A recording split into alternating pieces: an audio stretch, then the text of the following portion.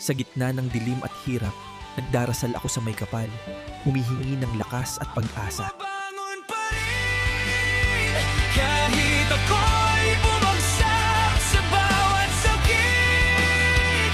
Ako'y lalakas, bawat sugat ay kwento ng tagumpay. Maaaring masira, pero babangon pa rin ako.